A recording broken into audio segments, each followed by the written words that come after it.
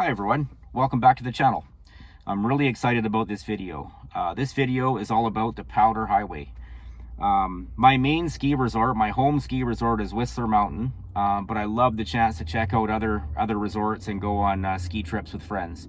The Powder Highway is a 700-mile loop in BC's Kootenay region that connects 8 major ski resorts. I'll be visiting 4 of them.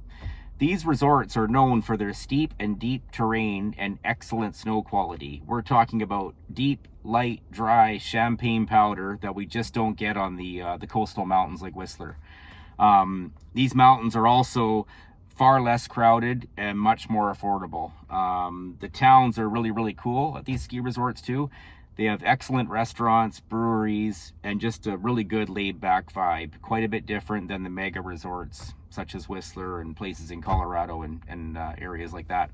So I really hope you enjoy this video.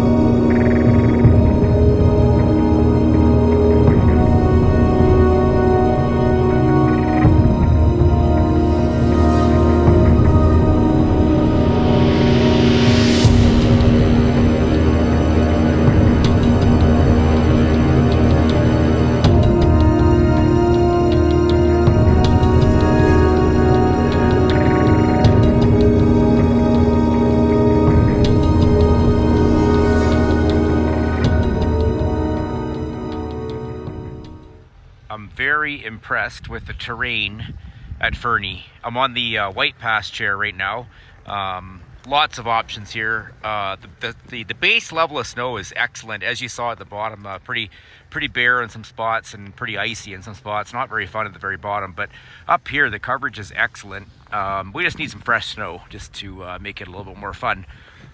But yeah, great terrain.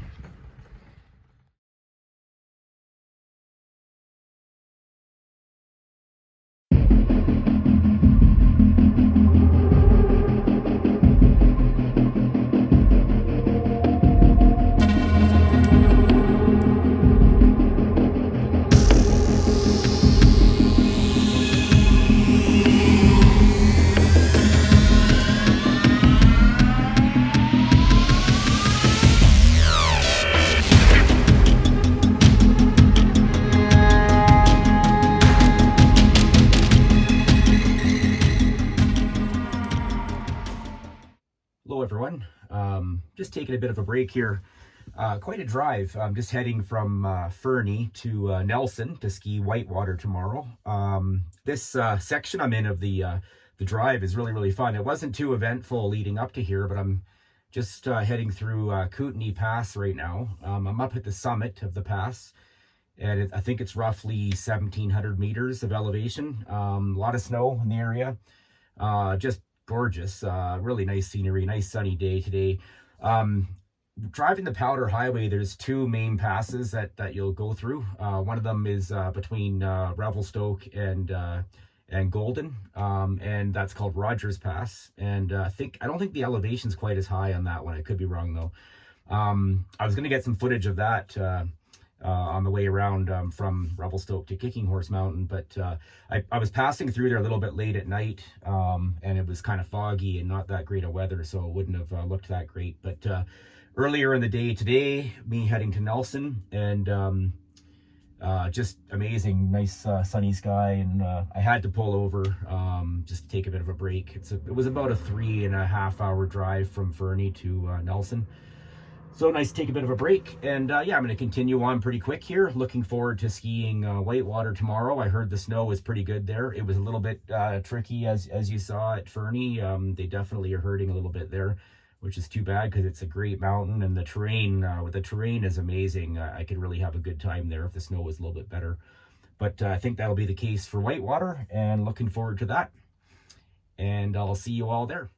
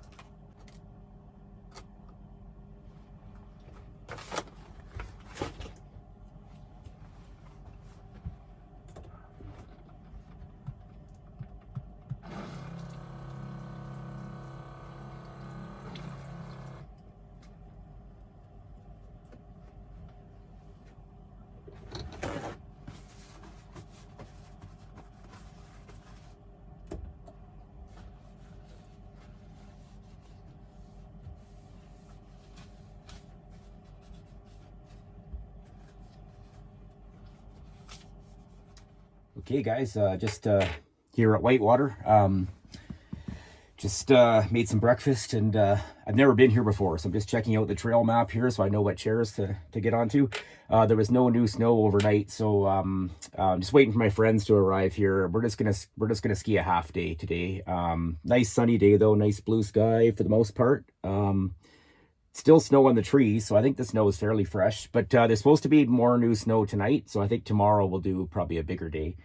But yeah, pretty excited. The elevation is crazy here. So the base of the mountain, I have to look it up, but I think it's like roughly like 1,500 meters is the base of the mountain, which is like, if you know Whistler Blackcomb, that's like close to the elevation of like the Roundhouse Lodge. So like we're starting off at that base elevation to ski here and then going higher from there. So really cool to be up this high. It was definitely noticeable driving up on the road coming up here. Lots of snow on the way up.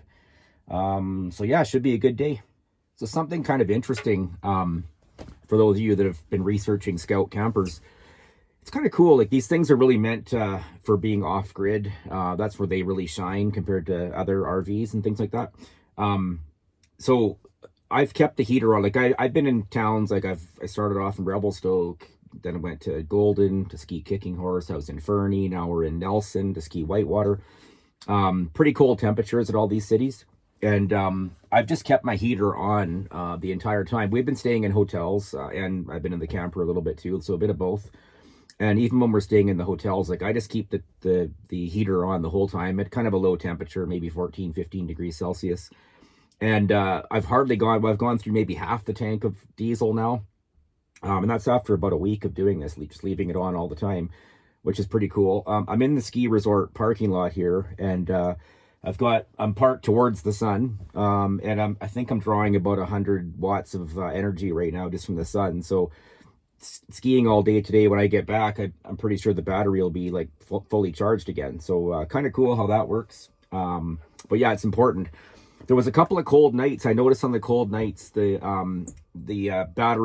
house battery doesn't really hold the charge as well on these super cold nights, and it is located in a spot where there is actually a bit of a draft from the outside, so it is colder than the rest of the inside of the camper. Anyways, what I've done is I've taken my Jackery, charged it up in the hotel, and then come here back to the camper, of course, with it, plugged it in, and just charged the house battery with the Jackery. And those are on days when it's been cloudy, so I'm not drawing any power from the solar panels on the roof.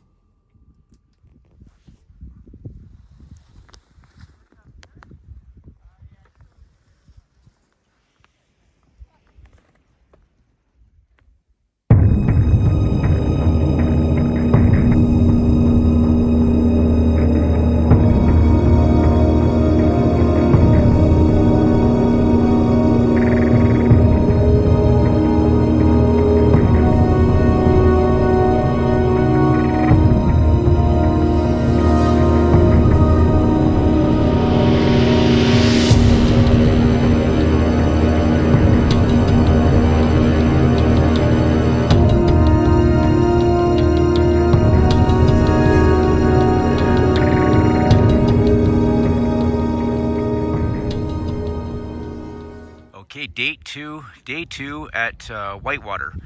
The clouds have rolled in. Hopefully the snow is coming. It is supposed to snow today. Fingers crossed. We definitely need it.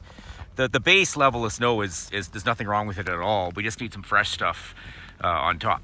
But hopefully that comes today.